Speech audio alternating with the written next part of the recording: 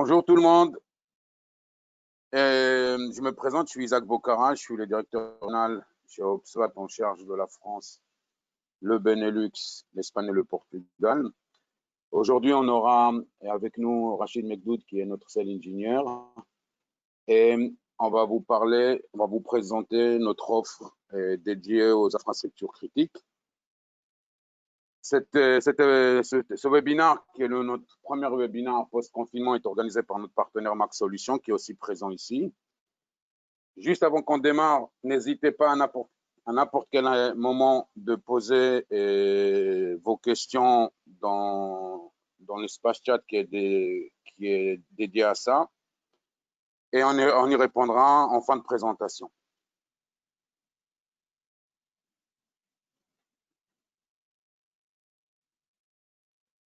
Donc, quelques mots sur la société Opswat. Opswat est une société qui a été créée en 2002. On a 9 bureaux à travers le monde. Et donc, 2 bureaux aux États-Unis, San Francisco pour le siège social, un autre bureau en Floride, le siège européen basé en Angleterre, des bureaux en Roumanie ou en Hongrie où on a notre équipe Customer Success plus la partie de notre équipe de développement. On a des bureaux en France où je suis présent, en Allemagne, en Israël et en Asie. Opswat aujourd'hui, c'est un peu plus de 300 employés au niveau mondial. On est une société qui offre un support technique qu'on appelle follow the sun, c'est-à-dire 24/24/7/7. On dispose de plus de 200 ingénieurs, plus de 2000 partenaires certifiés. Sur la région IMEA, on a atteint les 50 partenaires formés certifiés. On a plus de 1500 clients actifs à travers le monde, plus de 300 partenaires technologiques et on dispose de 10 brevets au niveau mondial. Sur Max Solutions, qui est notre partenaire en France et qui a pris sur lui d'organiser ce webinaire. Donc, Max Solutions est un partenaire Opswat en France et en Angleterre, dont le métier est d'offrir des solutions qui permettent de garantir la connexion, la sécurité et l'analyse de vos données. Donc, on va parler rapidement sur notre vision chez Opswat sur la protection des infrastructures critiques. On va vous donner quelques informations et on va ensuite vous faire une démo de notre solution. Donc, avant d'y aller, quelques références Opswat au niveau mondial. Nous avons des références dans le monde du gouvernement que vous voyez ici à gauche, dans la défense, dans la finance, dans la partie industrielle, la santé, l'éducation et l'énergie. Et donc, également dans la partie technologique, si vous voyez ici, on a des partenaires comme E7, comme Aruba, comme IBM, comme Thales, comme F5. La liste est longue, on en a un peu plus de 300 qui utilisent nos technologies en mode OEM. Et donc, il est fort probable que si vous utilisez les produits un de nos 300 partenaires technologiques, vous avez déjà une partie de la technologie Opswat qui est installée chez vous.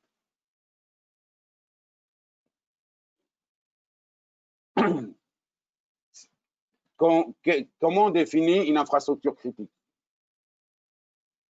En fait, d'un pays à un autre, d'une région à une autre, la définition peut varier, mais globalement, il s'agit de toutes les entreprises qui sont dans le secteur de la chimie, du commerce, des communications, de la fabrication, de la défense, des services d'urgence, des services de l'énergie. On a pu le vivre pendant cette période de confinement où on a découvert énormément de sociétés dont le métier est devenu critique. La partie finance, les banques, les compagnies d'assurance, toute la partie liée à l'agriculture, puisque c'est grâce à eux qu'on arrive à s'alimenter. La partie, tout ce qui tourne autour de la santé, les hôpitaux, les cliniques, les centres de recherche,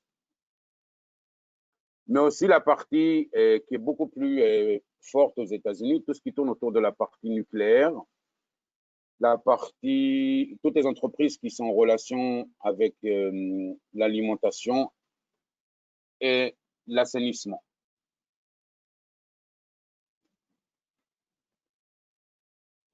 Donc, quelques rappels pour ceux qui sont déjà au courant ou pour ceux qui ne sont pas au courant. On a essayé de résumer ici quelques informations qui sont relatives à la régulation en France. Donc, le premier qui vient de la loi de programmation militaire. Donc, toutes ce qu'on appelle les OIV en France doivent se soumettre à ces décrets et à ces recommandations. Donc, décret de finances. Donc, on a pris juste un extrait, mais si vous le souhaitez, on pourra vous fournir le document complet ou le lien vers le document où vous pouvez télécharger tous les décrets associés à ça. L'article R19.4 qui décrit que l'opérateur procède avant chaque utilisation de ces supports amovibles à l'analyse de leur contenu, notamment la recherche de codes malveillants. Ça veut dire quoi? Ça veut dire globalement que tout support amovible, une clé USB, un lecteur un CD, un DVD, une carte SD et ainsi de suite, doivent être analysés avant de les utiliser au niveau du réseau de l'entreprise. Pour renforcer cette réglementation, l'ANSSI a émis deux recommandations. La première, c'est la 235 et la deuxième, c'est la 236, qui demandent à ce que tous les OIV soient équipés d'une station de décontamination. L'idée, c'est d'avoir une machine dédiée qui va permettre en fait aux utilisateurs de venir insérer leur équipement mobile, vérifier que ce support mobile ne contient pas de code malveillant, des virus, de malware, avant de les utiliser sur leur poste de travail. Mais ensuite, ce qu'il spécifie également, c'est que les OIV doivent se donner les moyens de bloquer l'accès au port USB à tous leurs utilisateurs et activer l'accès uniquement aux supports amovibles qui sont passés par la station de décontamination et dans lesquels aucun virus ou malware a été détecté. Ici, on a essayé de résumer la partie régulation qui est liée aux entreprises françaises, européennes et qui veulent s'installer aux États-Unis. Je ne vais pas rentrer dans le détail parce que je ne suis pas un expert, mais je pense que si vous faites un petit Google sur ces informations-là, vous allez comprendre en fait quel est l'intérêt de cette offre. Pour que cette présentation soit interactive, Rachid, peux-tu s'il te plaît nous faire une petite explication de texte sur cette partie-là, s'il te plaît? Tout à fait. Merci Isaac pour ce début de présentation. Donc, la question qu'il faut se poser, effectivement, parce qu'aujourd'hui, on voit qu'il y a de plus en plus d'attaques et que de plus en plus d'entreprises sont concernées. Donc, il y a des dommages collatéraux très importants et des sommes énormes qui sont en jeu. Et on a essayé d'identifier donc les pistes pour savoir pourquoi on a toujours des brèches et que ça augmente surtout. C'est que ça n'atténue pas, c'est de pire en pire. Et donc, un des premiers points, c'est un problème de manque de process, et spécialement pour la partie transfert de fichiers. Comme vous savez, donc, sur un réseau critique, généralement, c'est des réseaux fermés. Pour certains, ils font des relations avec l'IT, donc on ne va pas rentrer dans les détails, mais on a tout ce qui est modèle Purdue. Pour ceux qui connaissent le modèle Purdue, c'est l'échange entre la partie IT vers la partie OT. Et ce qui se passe, c'est que le manque de process, c'est-à-dire qu'on ne sait pas qui utilise, par exemple, les médias à l'intérieur du réseau critique, qui est autorisé, quelles données est ramenée. Donc, en général, des fois, il n'y a pas de solution antivirus en place. Des fois, il y a une machine qui va servir pour tester un média, mais derrière, on n'a plus de traçabilité, on ne sait pas où la donnée va. Et tout ça, donc, c'est un problème de process. Il n'y a pas de supervision. Qui donne l'autorisation à la personne pour pouvoir importer des données? Est-ce qu'elle le fait en toute autonomie? Donc, tout ça, ça fait partie de la rubrique manque de process. Le deuxième point, c'est que les hackers, ça ne s'arrête pas, c'est que des malwares, je vous invite à regarder le nombre de malwares créés tous les jours, tous les nouveaux malwares qui sont développés tous les jours. Le chiffre est impressionnant. Je vous laisse la surprise de trouver le chiffre.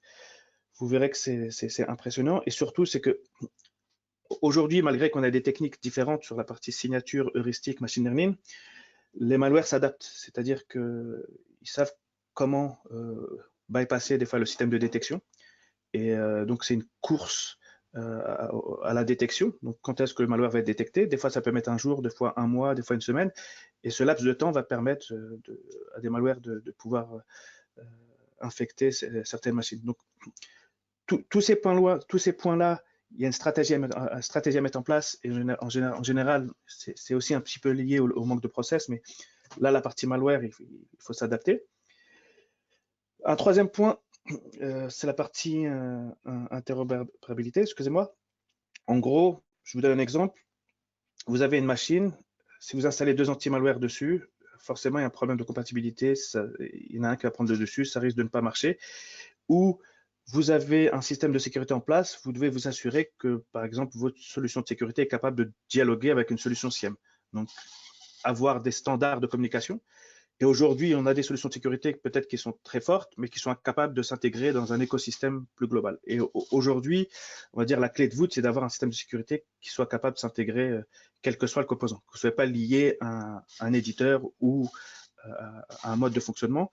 Être sûr de, si vous avez un nouveau matériel, un nouveau produit à intégrer, que ça puisse faire dans les standards. Donc ça, c'est un point aussi à regarder. Et le dernier point qu'on a identifié, c'est malheureusement le manque de personnel, surtout en cybersécurité, et surtout le manque de formation. C'est-à-dire qu'aujourd'hui, ça évolue très vite. Donc, il y a un maintien à faire sur les dernières technologies. Il y a un rafraîchissement des connaissances. Il y a des formations continuelles qui doivent être mises en place.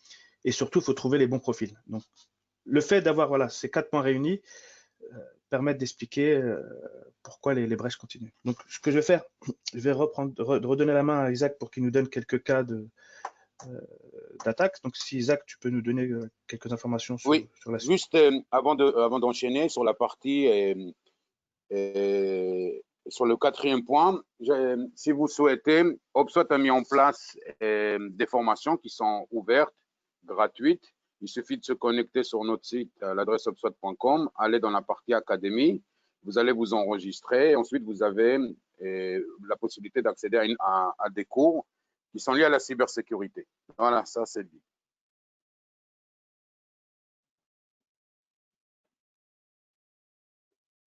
Donc, là, on a essayé de résumer quelques cas d'attaques qui ont défrayé la chronique. Évidemment, on n'a pas tout mis parce que sinon, on passera énormément de temps. Le dernier en date, pour ceux qui suivent l'actualité, c'est passé dimanche dernier. C'est Honda aux États-Unis qui a été attaqué par un malware et qui du coup a été obligé de fermer toutes ses usines pendant plus de 24 heures.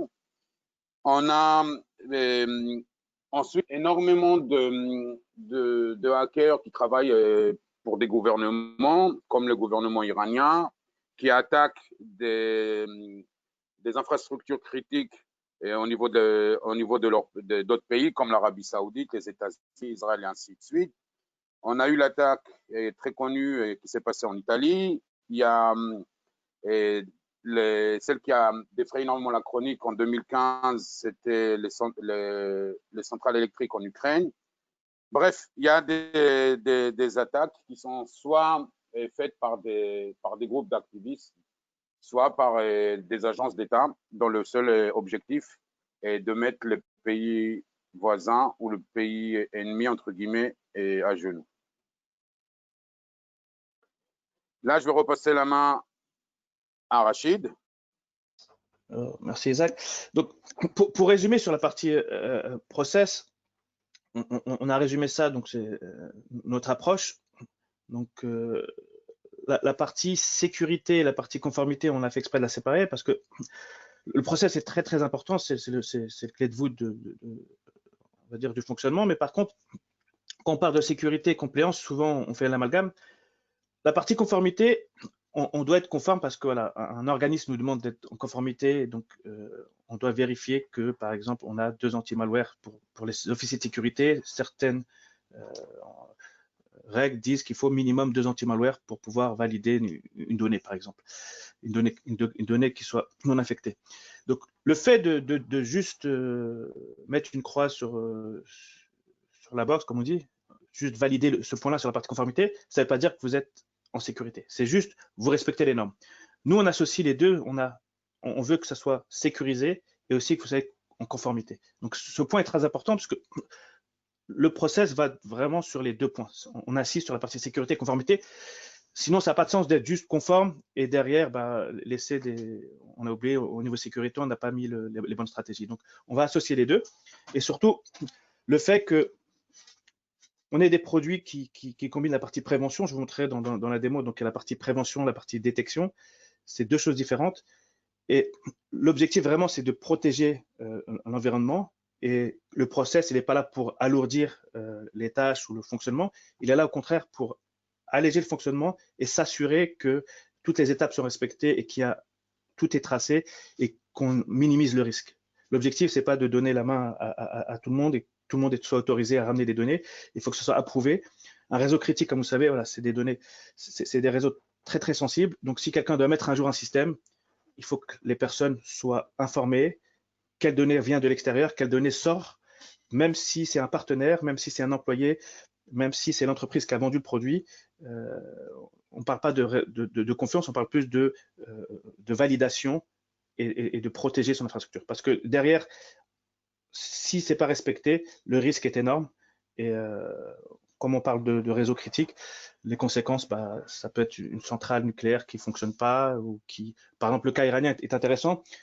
À la base, on parlait de malware, mais c'est un changement de configuration, c'est juste un changement, et un changement importe un impact énorme. Par exemple, un changement de configuration va inhiber les alarmes, du coup, les températures peuvent monter. Si vous n'avez pas le retour, vous n'avez pas les alarmes, pour vous, tout est normal. Vous regardez le dashboard, l'écran, voilà, tout est vert, et en arrière-plan, les machines s'emballent. Donc, tout ça, ça revient à la partie process, sécurité et conformité.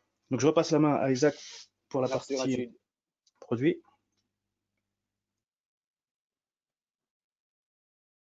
Donc, avant de rentrer un peu plus dans le détail, je voulais juste attirer votre attention sur l'offre globale de HubSpot. La philosophie HubSpot est très simple, c'est Trust No File, Trust No Device. Si on essaie de traduire, c'est on ne fait confiance à aucun fichier et on ne fait confiance à aucun équipement. Donc pour ça, on a décliné notre offre autour de plusieurs produits. La première technologie, c'est Zero Trust. Pardon, c'est quelque chose qu'on entend parler énormément. Et là-dessus, on va répondre avec nos technologies DeepCDR et pour la partie Content Design and Reconstruction. Pour faire simple, c'est l'assainissement des fichiers. Rachid va nous montrer pendant la démo comment ça marche. On a pour la partie Trace No Device. Je ne sais pas si vous êtes au courant, mais en décembre de l'année dernière, HubSpot a racheté une société américaine qui s'appelle Impulse, qui était un éditeur dans le monde du NAC et du SDP pour Software Defined Perimeter. On est en train de merger cette technologie avec notre offre Meta Access pour pouvoir en fait avoir une réponse globale sur la partie accès distant et conformité des postes de travail managés et non managés. Et comme je vous ai dit tout à l'heure, il y a la partie HubSpot Academy où vous pouvez vous inscrire, vous, vos collaborateurs, et suivre des formations dédiées à la cybersécurité. Donc, pour se concentrer sur notre cas d'aujourd'hui, la partie station de décontamination, HubSpot a développé donc sa technologie et donc évidemment vous pouvez déployer l'offre HubSpot sur vos propres équipements d'acquérir les équipements matériels HubSpot. Donc on a aujourd'hui trois types d'équipements qui sont là pour répondre à cette problématique, vos décrets de finances dont on en a discuté tout à l'heure, aux recommandations de l'ANSSI Le premier, c'est le kiosque qu'on appelle OPSWAT K1000, qui est basé sur une plateforme Lenovo avec un écran tactile, plusieurs ports USB. Le deuxième, c'est le kiosque OPSWAT K2000, qui est basé sur une plateforme Microsoft Surface. Et le troisième, c'est la station OPSWAT K3000, qui est en fait une machine industrielle, pareil avec un écran tactile, tout est paramétrable. Vous pouvez rajouter autant, des ports USB autant que vous souhaitez, des imprimantes thermiques et ainsi de suite.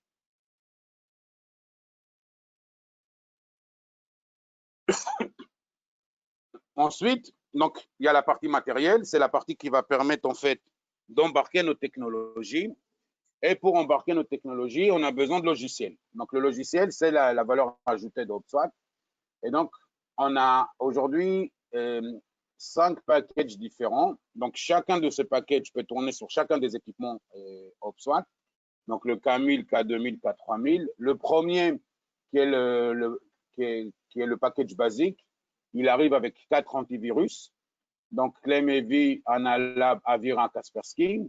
On embarque aussi notre partie de Threat Intelligence et la partie d'IPCDR. La partie d'IPCDR, Rachid va vous faire la démo, mais en gros, l'idée, c'est d'assainir le fichier.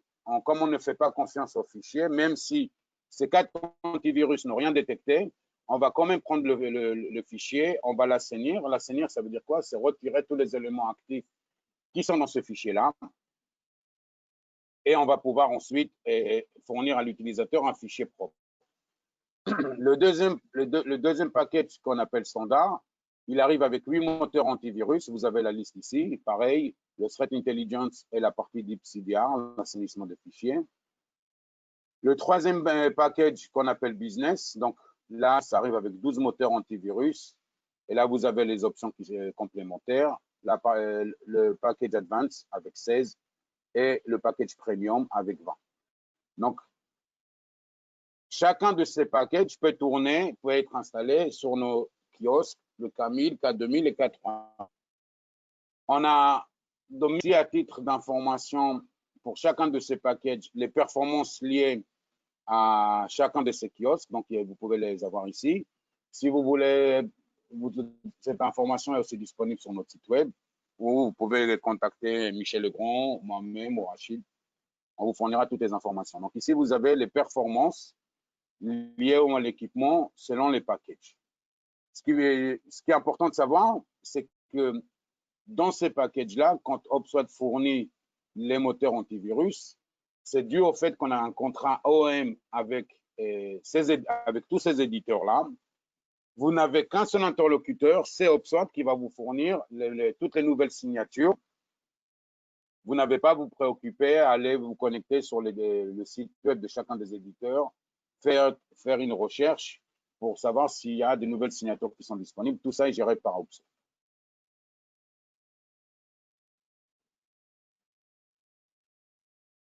Rachid, si tu peux passer à la demande, et on reprendra après. Juste, si je reprends, si tu peux arrêter ton écran. Change presenter. Rachid.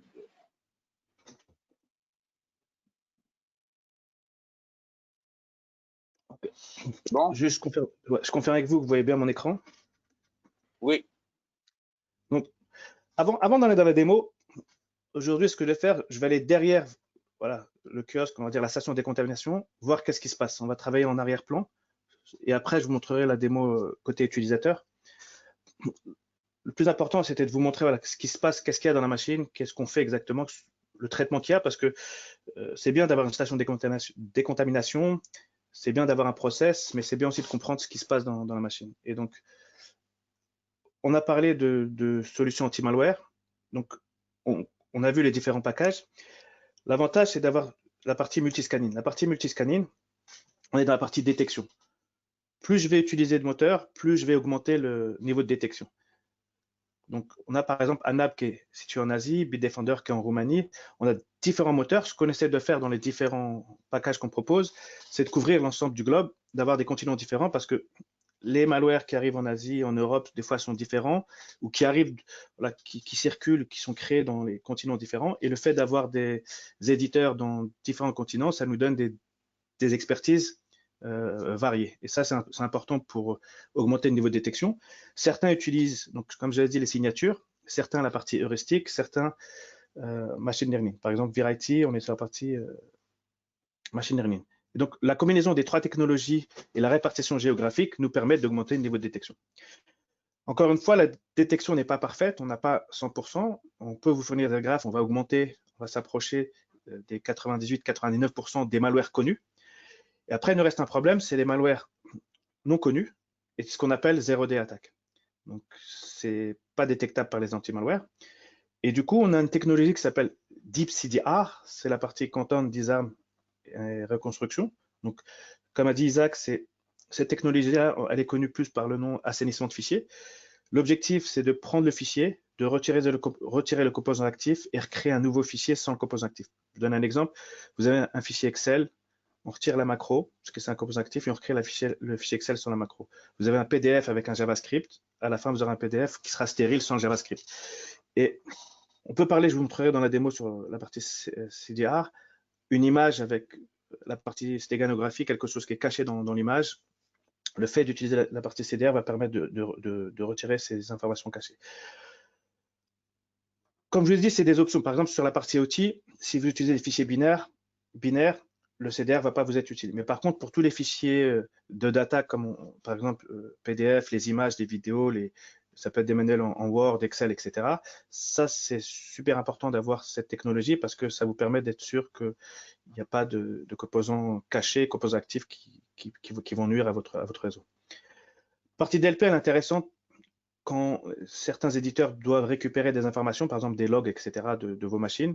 On va s'assurer que les informations sensibles ne soient pas à l'intérieur. Donc, on peut soit les cacher, soit bloquer le fichier, c'est vous qui décidez. Si vous voulez connecter le kiosque à Internet, on a un service qui s'appelle Threat Intelligence, donc c'est une option aussi. Dans la partie OT, je vous avouerai que la plupart des clients, c'est des réseaux fermés, donc il n'y a pas ce module-là. Mais par contre, ceux qui l'utilisent à la réception, ils ont un kiosque à la réception pour la partie IT. En général, ils le connectent à Internet pour bénéficier de ce module-là. On a la partie vulnérabilité assessment. C'est intéressant parce que on n'a pas besoin que le programme soit installé sur la machine. C'est juste sur le fichier binaire, on est capable de vous donner toutes les vulnérabilités, donc comme une vulnérabilité en exposure, toutes les vulnérabilités et le score des applications que vous allez utiliser par la suite. Donc, avant même de l'utiliser, vous savez le risque de cette application. Je vous donne un exemple. Vous avez une mise à jour Cisco à mettre en place sur vos routeurs. Ce fichier-là, vous le passez à travers le kiosque. Après, vous allez avoir un rapport. S'il n'y a pas de vulnérabilité critique et que vous acceptez les vulnérabilités, après, vous pouvez passer à la deuxième étape, l'installer sur Cisco. Et ce qui est important, on n'en parle jamais, mais par exemple, comment va se comporter notre solution si vous changez le nom d'un fichier. Par exemple, un fichier exe, vous le renommez .doc. On a un détecteur de type de fichier, c'est très important. Ça veut dire que même si vous renommez le nom de fichier, nous, on ne se base pas sur l'extension du fichier pour le catégoriser. Donc, on va être capable de détecter que vous avez changé de nom de fichier et qu'en fin de compte, c'est un fichier exécutable et non un fichier Office. Et on peut le bloquer si vous le souhaitez. Et ça, c'est important, c'est pour éviter des attaques où les gens changent juste des points zip en points exe ou l'inverse.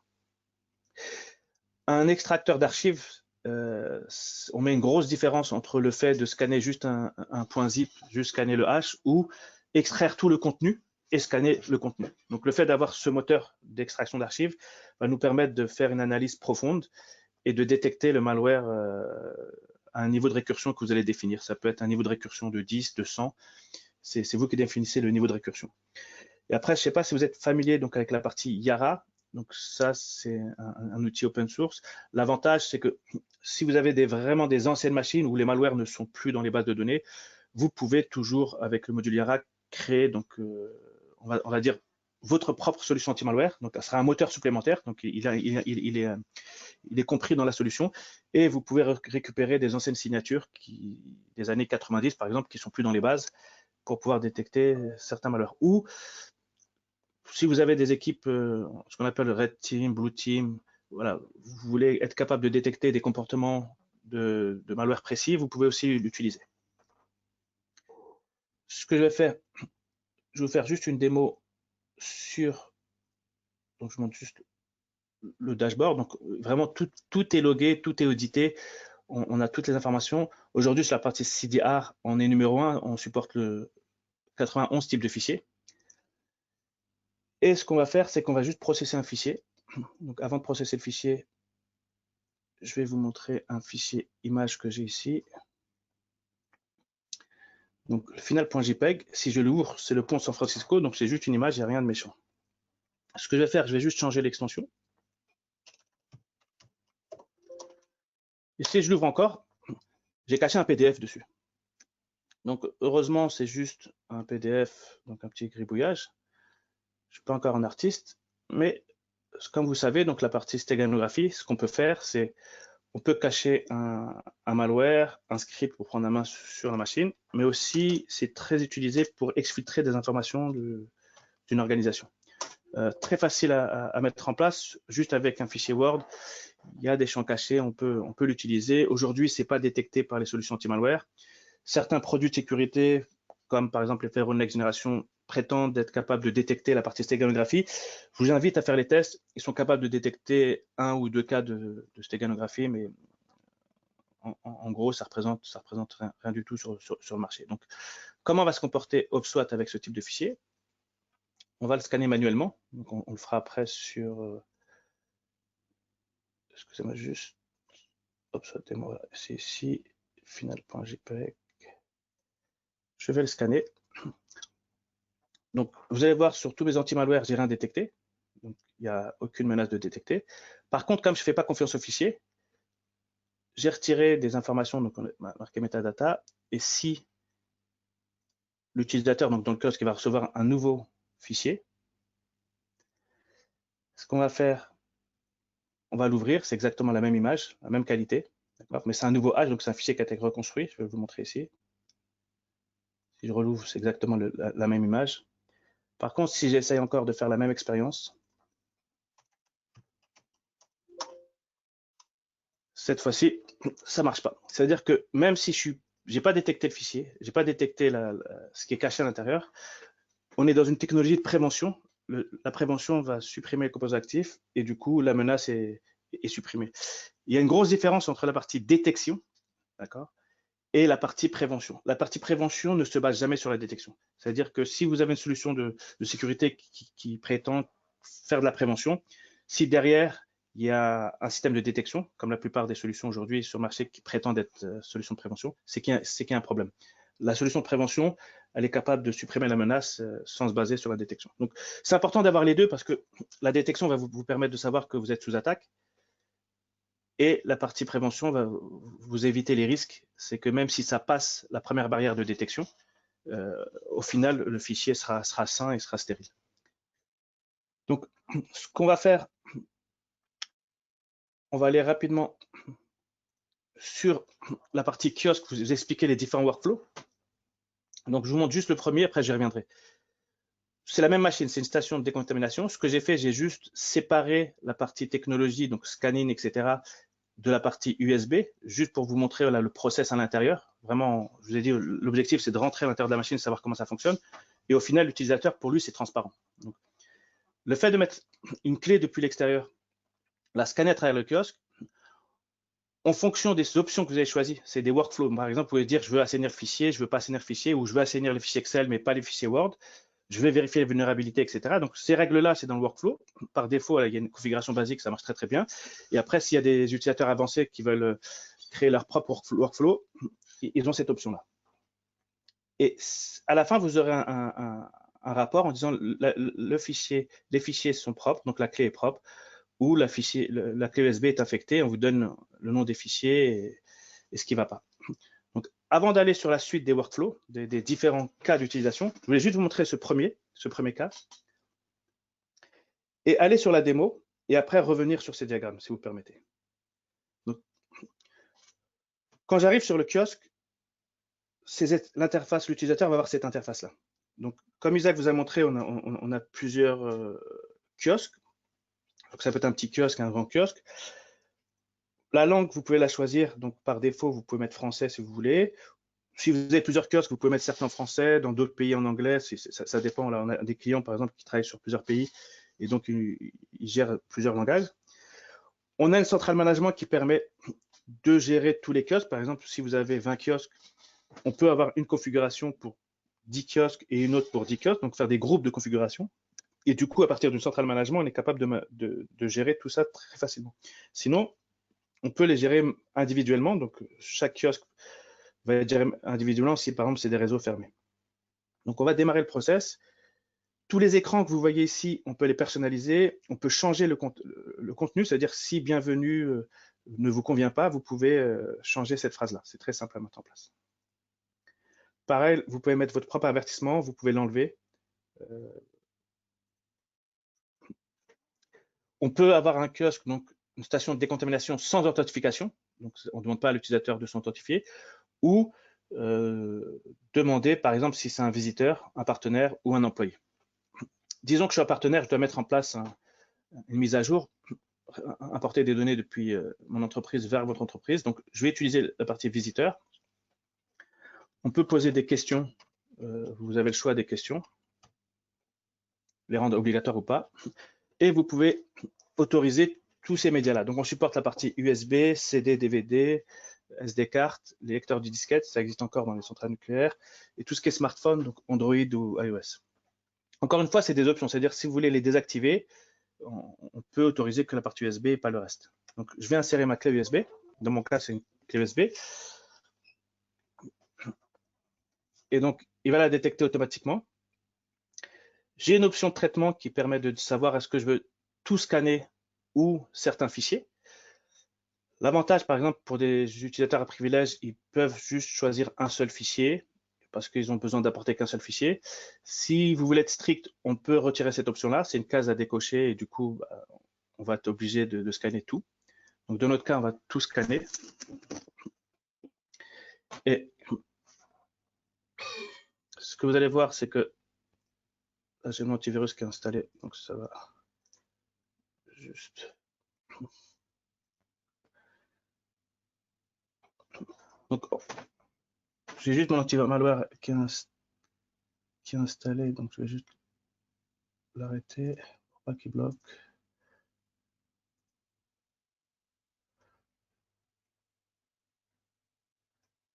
Ok. Donc c'est normal, il y a un fichier qui a été bloqué. Donc ça, c'est les fichiers qui ont été autorisés. Donc comme vous voyez sur la clé USB, je suis capable de voir ce qu'il y a dans les fichiers, vous savez, boot sector, c'est les fichiers cachés qui sont sur la clé USB, donc ça c'est normal, l'index, etc. Donc on est capable de les voir. Vous vous rappelez le fichier final.jpeg, donc il est dedans.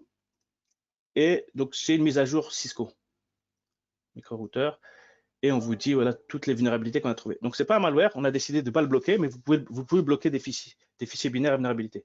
Moi, de mon cas, j'ai dit voilà, je veux juste être un assessment, je vais être informé si j'ai des vulnérabilités. Et après, à moi de décider si je vais utiliser ce programme sur mon routeur ou si je vais attendre la prochaine version. Donc c'est vraiment complet. Et après, je peux voir les fichiers bloqués, pourquoi ils sont bloqués.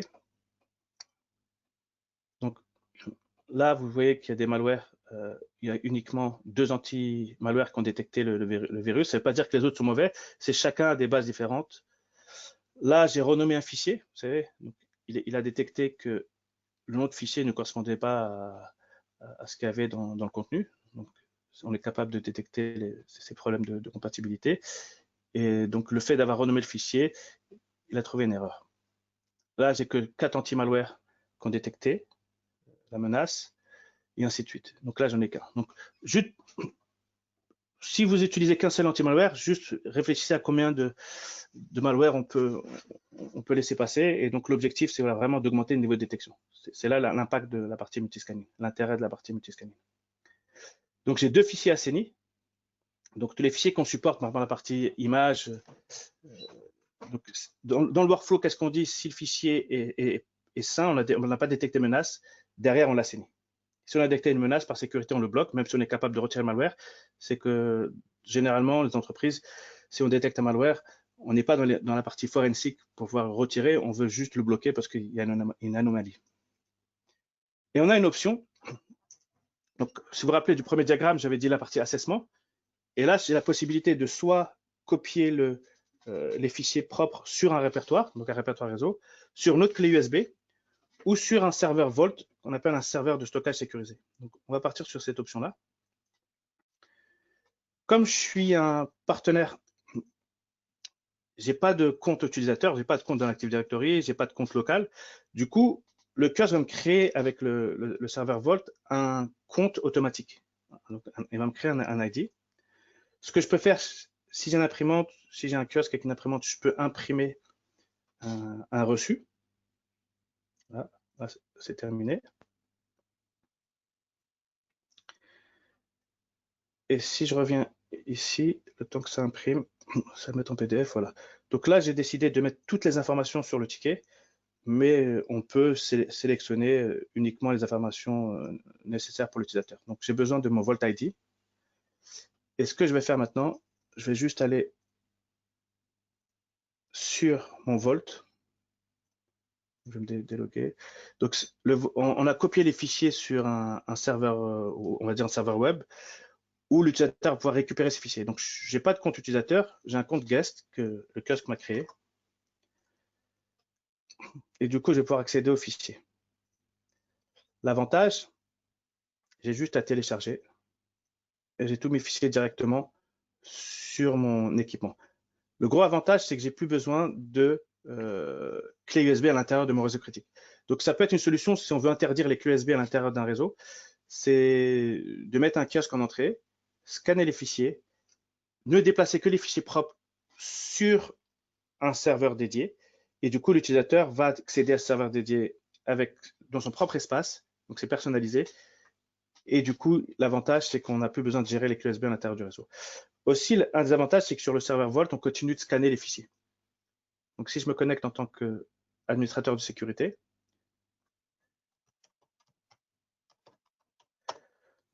vous allez voir qu'il y a un historique. Donc, là, l'avantage, c'est que c'est pas un produit, c'est une solution, c'est de bout en bout. Je suis capable de savoir qui a ramené des données depuis l'extérieur, donc le propriétaire, qu'est-ce qu'il a ramené, qu'est-ce qu'on a scanné, qu'est-ce qu'on a détecté, ça c'est important. Par exemple, on avait des vulnérabilités, mais nous on autorise des vulnérabilités, on aurait pu les bloquer, et avec le résultat. Et là, des avantages, c'est qu'on continue de scanner le fichier, par exemple, toutes les 24 heures, toutes les heures, parce qu'entre-temps, on va mettre à jour les anti-malware, et il se peut qu'on détecte le malware quelques heures plus tard ou quelques jours plus tard. Et l'avantage, c'est qu'il est bloqué automatiquement sur le serveur de stockage sécurisé.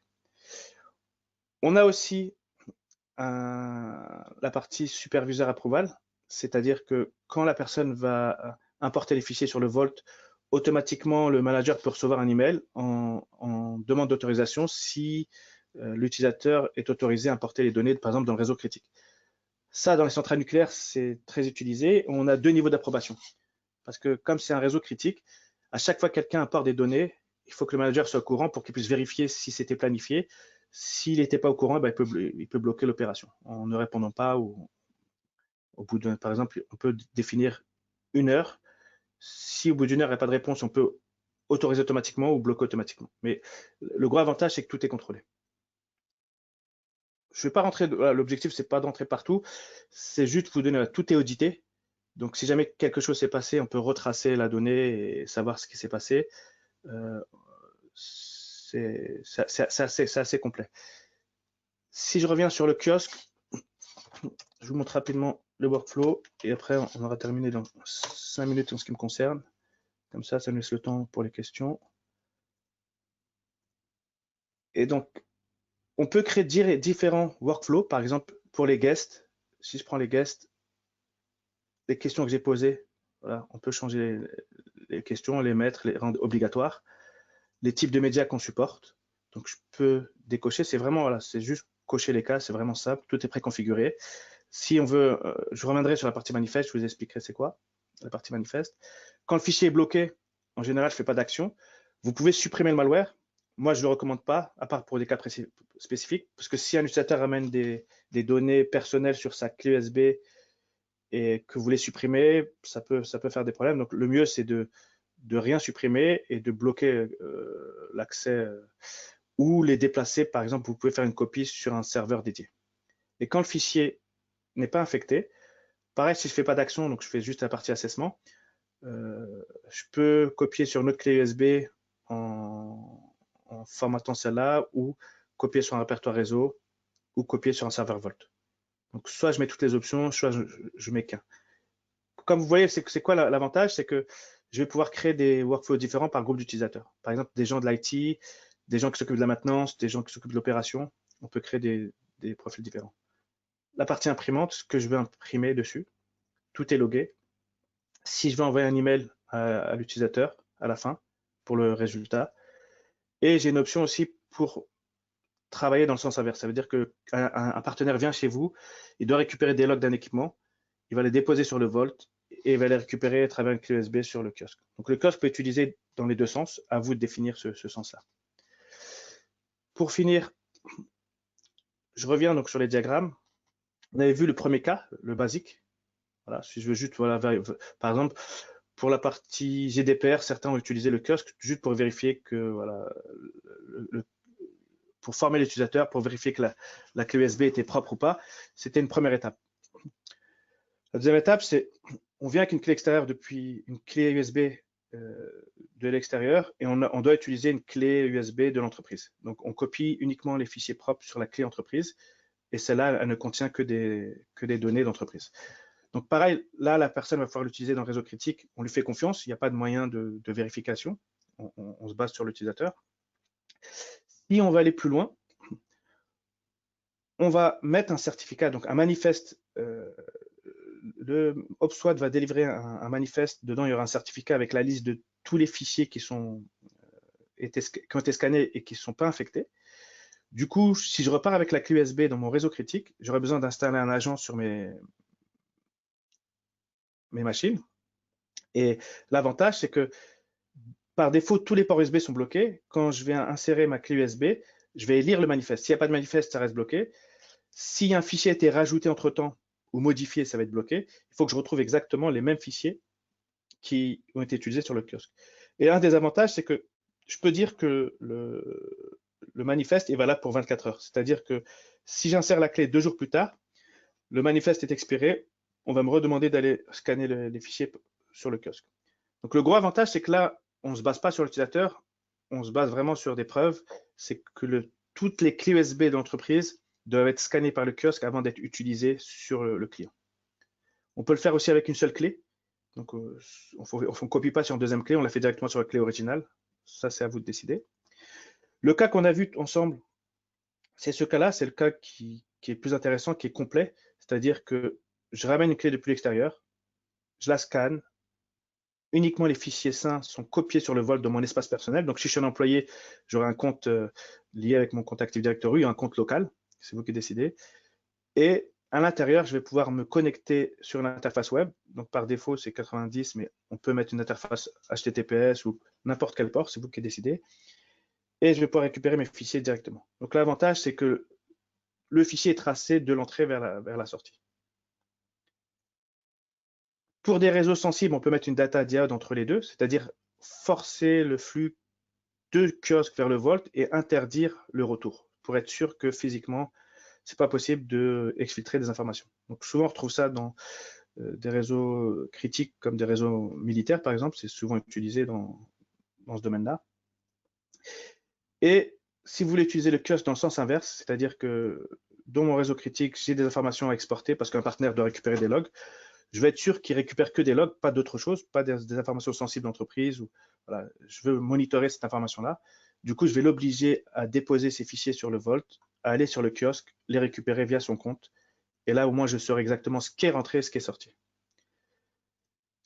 On peut, dans certains cas, mettre un répertoire réseau, un serveur réseau. Par exemple, si vous avez des machines qui sont très anciennes, vous n'avez pas la possibilité d'avoir un navigateur web, c'est possible. Ce qu'on fait, c'est qu'on met un répertoire réseau en place et on déplace les fichiers dans un répertoire réseau.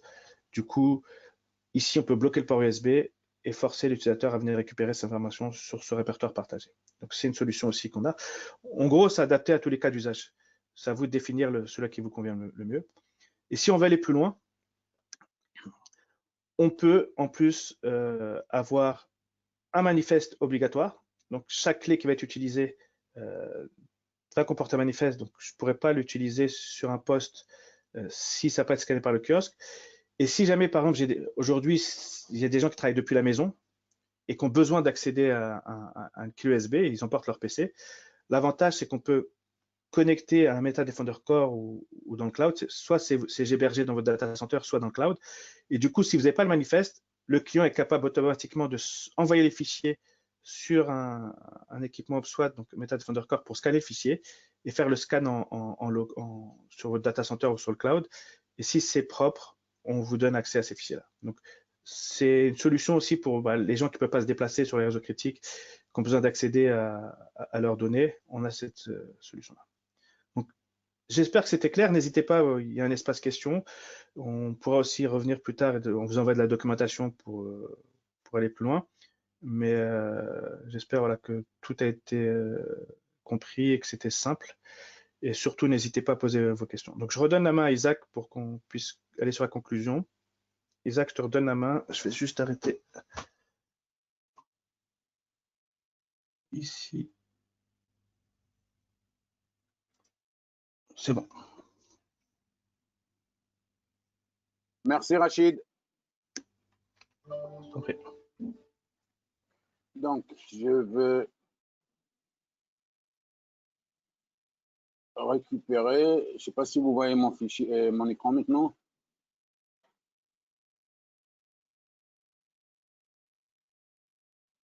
Ça doit être bon là. Ouais, il faut juste le mettre en. Voilà. Donc là, ici, on a essayé de résumer sur un slide tout ce qu'offre la plateforme Meta Defender. Donc, on est capable aujourd'hui de fournir on fournit avec Meta Defender avec la plateforme Meta Defender. Donc, le module qu'on appelle DeepCDR, dont Rachid vous a expliqué, la partie assainissement de fichiers, la partie Threat Intelligence, la partie File-Based Vulnerability, donc c'est la possibilité quand il s'agit d'une application, de fournir tous les CVE connus sur cette application. Le multiscanning, la partie, on a aussi une solution de sandboxing et la partie proactive DLP. Donc, la partie DLP qui, en fait, un module qui permet de s'assurer qu'il n'y a pas de fuite d'informations. Sur la partie multiscanning, on est qui est lié au kiosque, donc à la station de décontamination.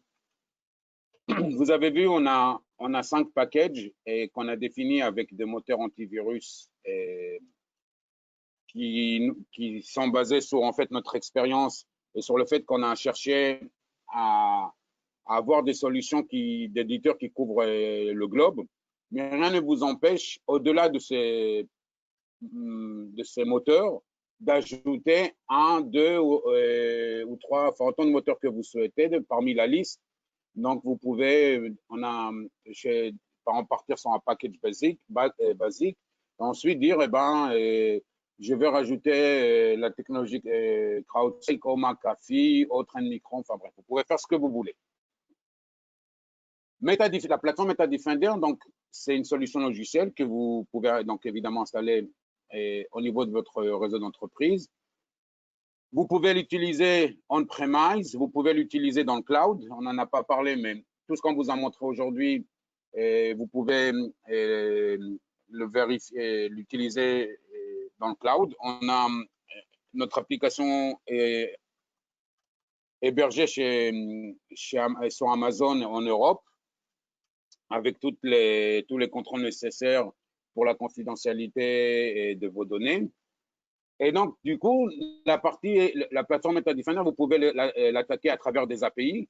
Si vous avez des applications maison et que vous souhaitez utiliser la technologie Meta Defender, vous pouvez l'attaquer à travers des API. Vous pouvez l'attaquer à travers le protocole ICAP si vous avez des firewalls qui supportent ce protocole, des proxys, des reverse proxys, des load balancers.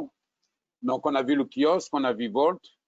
On a aussi une solution qui s'appelle Meta Defender Drive, qui se base aussi sur la plateforme MetaDefender, dont l'objectif, en fait, c'est on vous fournit une clé USB que vous allez insérer sur votre poste de travail. Vous allez booter, en fait, le poste de travail sur notre clé USB et, en fait, on va faire un scanning de ce poste de travail. On a toute la partie client. Vous pouvez aussi accéder à la technologie MetaDefender pour sécuriser ou vérifier tous les emails. Et ça, c'est quelque chose qui est très important puisqu'en fait, aujourd'hui, la plupart des attaques démarrent par un mail, un spam qui est envoyé à tous les employés en général. Et il suffit qu'il y ait un seul employé de votre organisation qui clique sur le mail, sur le lien, sur le fichier attaché pour que le virus, le malware s'installe et puis qu'ensuite il puisse se propager. On a aussi décliné la technologie MetaDefender autour de solutions de stockage dans le cloud. Si vous êtes client ou utilisateur de Microsoft OneDrive ou si vous êtes utilisateur en interne pour vos utilisateurs du Box, Dropbox, AWS, ainsi de suite, vous pouvez bénéficier aussi de toutes ces technologies. Donc, c'est une solution complémentaire qui a été développée par HubSpot.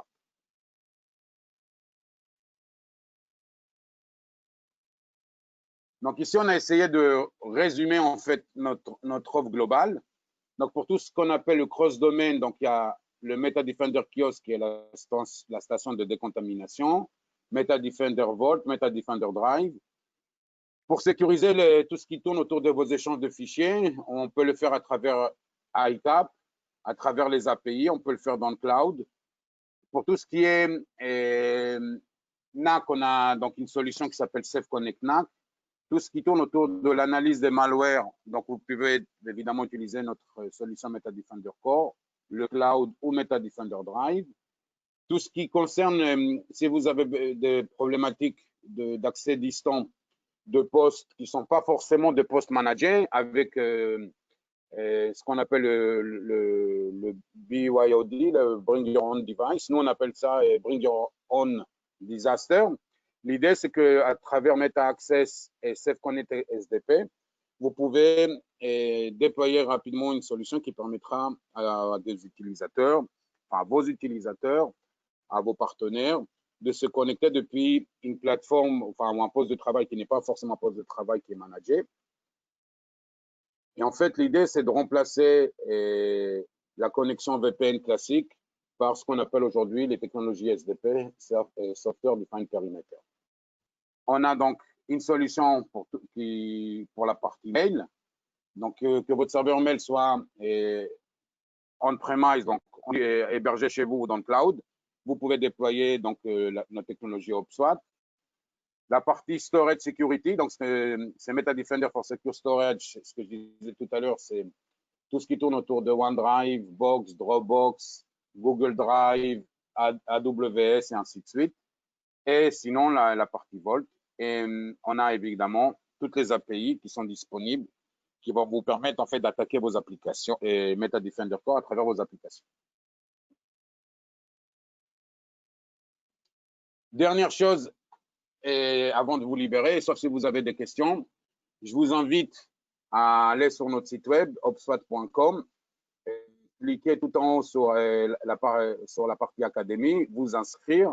Il y a énormément de modules de formation qui sont sanctionnés par un petit examen en ligne également, qui va vous permettre d'obtenir votre diplôme.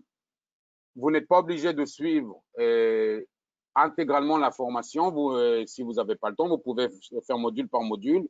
Et à chaque fois que vous allez vous connecter, en fait, on va reprendre là où vous êtes arrêté. Et pour finir, donc on a notre équipe de Customer Success qui est qui est à votre disposition selon le contrat de support que vous avez souscrit avec HubSpot. Qui va permettre de faire si vous avez besoin de conseils en termes de déploiement, si vous voulez nous sous-traiter le déploiement à travers nos partenaires, vous avez accès à notre service 24/24, 7 jours sur 7, 365 jours par an. Vous avez également un online knowledge center où vous avez en fait toute la possibilité de poser des questions et trouver des réponses à des problèmes déjà rencontrés par nos clients.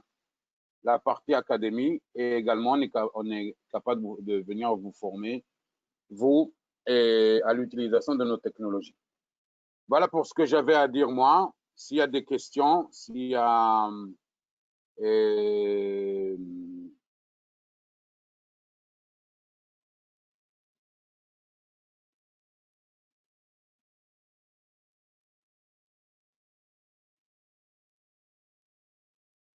Donc, il est 10 heures, j'ai pas vu de questions. De toute façon, on peut récupérer toutes les informations sur le site web OPSWAT. Vous pouvez aller sur le site web OPSWAT et récupérer toutes les informations. Et vous avez les contacts à la fin. Isaac, si tu peux aller juste sur la fin, vous avez les contacts si vous voulez nous contacter. Ouais. Donc, vous avez Michel Legrand qui est notre partenaire, Max Solutions, Isaac et moi-même. Vous pouvez récupérer les coordonnées pour nous contacter pour toute question. On se fera un plaisir d'y répondre.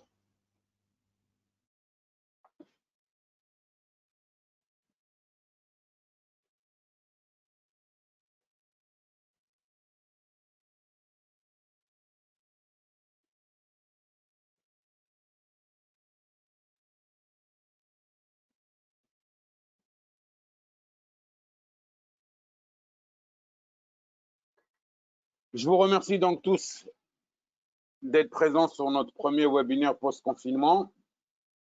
Et je vous souhaite une très bonne journée. Et surtout, si vous avez des questions, n'hésitez pas à revenir vers Michel ou vers moi-même ou vers Rachid. Merci Isaac. Bonne journée à tous. Et à un prochain webinaire. À bientôt. Et à très bientôt. Merci. Au revoir.